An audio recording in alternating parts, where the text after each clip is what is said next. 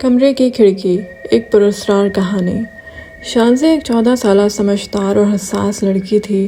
وہ اپنے والدین اور 2 چھوٹے بہن بھائیوں کے ساتھ ایک پرانے مگر پرسکون گھر میں رہتی تھی۔ گھر میں سب کچھ معمول کے مطابق تھا، لیکن شانزے کو اپنے کمرے کی کھڑکی سے عجیب سی بے چینی محسوس ہوتی تھی۔ یہ کھڑکی پچھلے صحن کی طرف کھلتی تھی۔ دن میں سب کچھ ٹھیک لگتا، لیکن ہر رات 12 بجے کے بعد اس کھڑکی سے جیسے کسی کے چلنے کی آہٹ آتی ہو، جیسے کوئی دھیرے دھیرے صحن میں چکر لگا رہا ہو۔ شانزے نے اپنی امی کو بتایا، لیکن امی نے ہنس کر کہا، بیٹا، رات کے سناٹے میں آوازیں تھوڑی زیادہ سنائی دیتی ہیں، کچھ بھی نہیں ہوتا، وہم ہے۔ لیکن وہم کب روز آتا ہے؟ وہم کب کھڑکی کے شیشے پر 3 بار دستک دیتا ہے؟ ایک رات شانزے کی آنکھ کھل گئی۔ اس نے سنا کھڑکی پر 3 ہلکی سی دستک ہوئی۔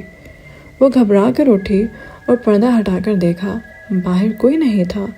لیکن جب وہ پلٹی تو اس کے بیڈ کے پاس ایک چھوٹا سا کاغذ پڑا تھا اور کھڑکی اندر سے بند تھی۔ کاغذ پر صرف ایک جملہ لکھا تھا، تم جاگ رہی ہو، مجھے خوشی ہے۔ شانزے کا دل زور زور سے دھڑکنے لگا۔ اس نے کاغذ چھپا دیا اور اگلی صبح امی کو سب کچھ بتا دیا۔ امی نے فوراً فیصلہ کیا کہ اگلی رات وہ شانزے کے ساتھ اس کے کمرے میں سوئیں گی۔ اگلی رات دونوں ماں بیٹی کمرے میں جاگتی رہیں، لیکن کچھ بھی نہیں ہوا۔ 2 دن تک سب کچھ ٹھیک رہا۔ شانزے نے سکھ کا سانس لیا، لیکن تیسرے دن جب شانزے کمرے میں اکیلی تھی، کھڑکی پر پھر دستک ہوئی۔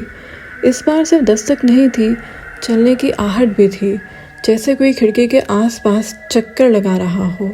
اور جب شانزے نے پلٹ کر بیڈ کی طرف دیکھا تو وہی کاغذ دوبارہ موجود تھا، تمہاری امی کو کچھ پتہ نہیں چلے گا، وہ مجھے دیکھ نہیں سکتی، بس تم دیکھ سکتی ہو۔ شانزے کو جیسے سانس لینا مشکل ہو گیا۔ اس نے کھڑکی پر کیلیں لگوائیں، روزانہ رات کو قرآن کی تلاوت لگانی شروع کی، اور اب ہر رات سونے سے پہلے دعائیں پڑھ کر سوتی ہے۔ کبھی کبھار اب بھی وہی دستک سنائی دیتی ہے، لیکن شانزے نے سیکھ لیا ہے کہ ہر سوال کا جواب دینا ضروری نہیں ہوتا۔